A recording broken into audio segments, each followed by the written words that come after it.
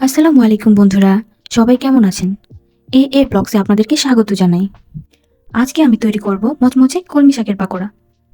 যে কোনো শাকই অনেক উপকারী একটা সবজি, এর ভিতরে প্রচুর পরিমাণে ভিটামিন থাকে। বাচ্চা আছে যারা শাক খেতে পছন্দ করে না, কিন্তু এই শাক দিয়ে যদি হয় মচমচে পাকোড়া তাহলে বাচ্চারা অনায়াসে খেয়ে নেবে।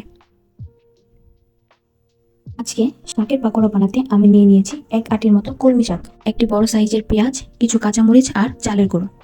এছাড়াও 1 চা চামচ করে লবণ, মরিচ গুঁড়া, হলুদ গুঁড়া, জিরা গুঁড়া, আদা ও রসুন বাটা। প্রথমেই কলমি শাকগুলো আমি খুব মিহি করে কেটে নিয়েছি। যত মিহি হবে পাকোড়াগুলো তত মচমচে হবে। এবার মিহি করা শাকে পরিমাণ মতো লবণ দিয়ে সুন্দর করে মাখিয়ে নেব। এইভাবে আগে লবণ দিয়ে মাখিয়ে নিলে শাকের ভেতরে থাকা পানি বের হয়ে আসে। এবার হাফ কাপের মতো পেঁয়াজ কুচি, হাফ কাপের মতো কাঁচামরিচ কুচি দিয়ে ভালো করে মাখিয়ে নেব।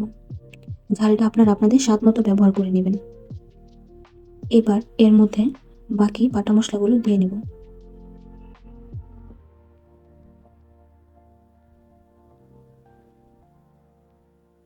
এবার সুন্দর করে সবগুলো উপকরণ একসাথে মাখিয়ে নেব। এবার এর মধ্যে আমি 1 কাপের মতো চালের গুঁড়ো ব্যবহার করেছি।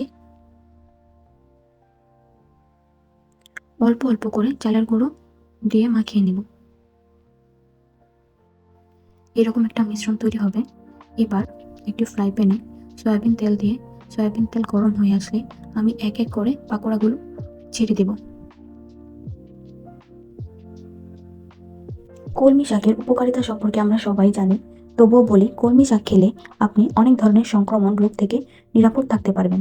কলমি শাক খেলে শরীরে আয়রনের ঘাটতি থাকে না, কারণ এতে প্রচুর পরিমাণে আয়রন থাকে। তাছাড়াও কলমি শাকে রয়েছে প্রচুর পরিমাণে ম্যাগনেসিয়াম। ম্যাগনেসিয়াম থাকার কারণে এটি রক্তচাপ স্বাভাবিক রাখে। এছাড়াও কলমি শাক ক্যালসিয়ামের একটি ভালো উৎস। তাই কলমি শাক খেলে যে কোনো বয়সের শরীরে ক্যালসিয়াম, ম্যাগনেসিয়াম, আয়রন এগুলোর পরিমাণ সঠিক মাত্রায় থাকে। পাকোড়াগুলোর 2 সাইড খুব সুন্দর করে ভেজে নিতে হবে। আমার পাকোড়া ভাজা শেষ। বিকেলবেলার নাস্তা হিসেবে আমরা পকোড়াগুলো করতে পারি। এছাড়াও চায়ের আড্ডায় এই গরম গরম পকোড়া অনেক ভালো লাগে। আপনারা টমেটোর সসের সাথেও খেতে পারবেন, অনেক ভালো লাগে। আপনারাও চাইলে বিকেলের নাস্তায় বানিয়ে ফেলতে পারেন এই গরম গরম কলমি শাকের পকোড়া। এইরকম মজাদার রেসিপি পেতে লাইক, কমেন্ট ও শেয়ার করুন। চ্যানেলটি ভালো লাগলে সাবস্ক্রাইব করতে ভুলবেন না। সবাইকে ধন্যবাদ জানিয়ে এখানেই বিদায় নিচ্ছি। আল্লাহ হাফেজ।